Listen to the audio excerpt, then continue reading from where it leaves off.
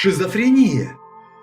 Шизофрения – это результат пробуждения родовых связей, часть из которых находится в состоянии несогласованности и провоцирует дисгармонию в субъективную реальность, что свидетельствует о возможности достигнуть следующего эволюционного уровня через гармонизацию разногласий в себе с родом, с одной стороны, и предупреждает об опасности провалиться в глубокое заблуждение через ошибочное самоотождествление с другой стороны. Когда в тебе пробуждается восприятие тонкого плана присутствия жизни, то есть когда пробуждается кундалини, тогда пробуждаются родовые каналы и восстанавливается родовая связь. И тогда просыпается весь твой род.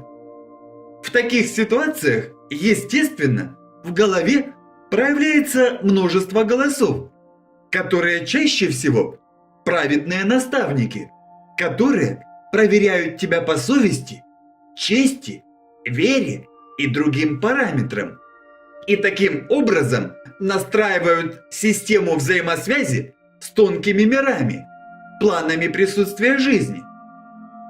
Однако они же и вводят тебя в заблуждение, если в роду было много темных душой личностей. Обычно это голоса рода твоего, с которыми ты не согласован, не согласен.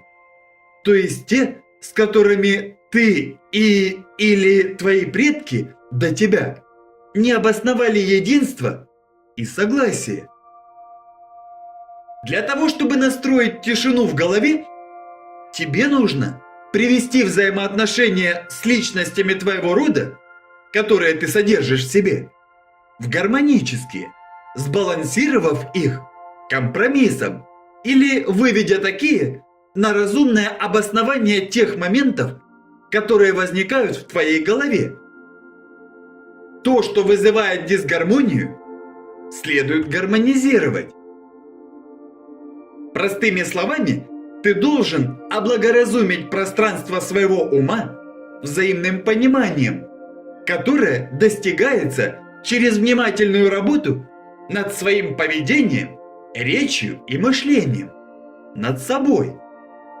Постоянно и непрерывно трудясь над чистотой всех пространств и границ присутствия твоей жизни, где чистота – это образ соответствия, предлагаемый Богом. Шизофрения в традиционном понимании этого термина бывает только у людей, которые достигли эволюционного предела личностного роста прошлой эволюционно-иерархической ступени в системе систем восхождения.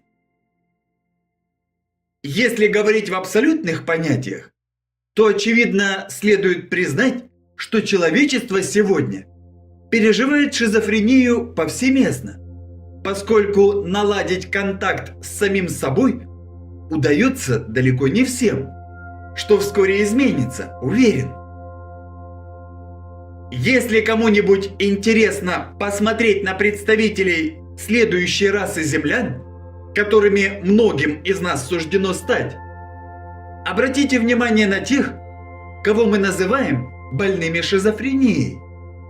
Это люди, которые уже проэволюционировали, то есть получили комплект программного обеспечения, распаковали его, однако не смогли разобраться в интерфейсе и контроллерах, отчего и слетели в безумие, или были подсажены на серьезные наркотики, таблетки докторами.